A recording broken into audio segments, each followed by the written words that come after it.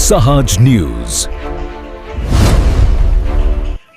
ધારી Tulsishyam road પર ગંભીર અકસ્માત, 8 લોકો થયા ઈજાગ્રસ્ત. નમસ્કાર, સહજ ન્યૂઝ સાથે હું છું ગોપાલ ભીષણ.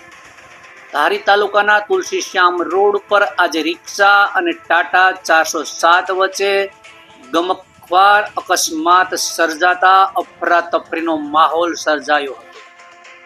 આ અકસ્માતમાં રિક્ષામાં સવાર કુલ 8 લોકોને નાની મોટી ઈજાઓ પહોંચી હતી અને ઘટનાની જાણ થતાં જ તરત ઇમરજન્સી 108 એમ્બ્યુલન્સ દ્વારા તરત તમામ ઈજાગ્રસ્તોને ધારી સિવિલ હોસ્પિટલ ખાતે ખસેડવામાં આવ્યા હતા, જ્યાં પ્રાથમિક સારવાર બાદ 6 લોકોને વધુ સારવાર માટે સિવિલ હોસ્પિટલ ખાતે અમરેલી રિફર કરવામાં આવ્યા હતા.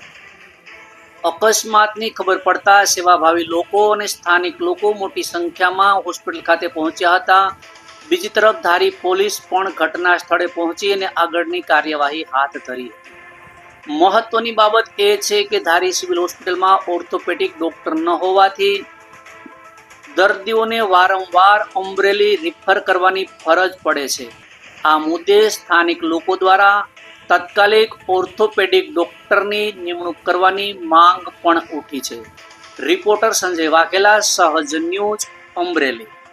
અમે તરસિંગડા કામે ગયા હતા. કામેથી અમે ખીરી આવ્યા. ખીરીથી અમે રિક્ષામાં બેઠા અને આ ખીચા ચોકડીએ અમે પૂગ્યા તો એક્સિડન્ટનો બનાવીનો આઈસરવાળાએ ભટકાવી.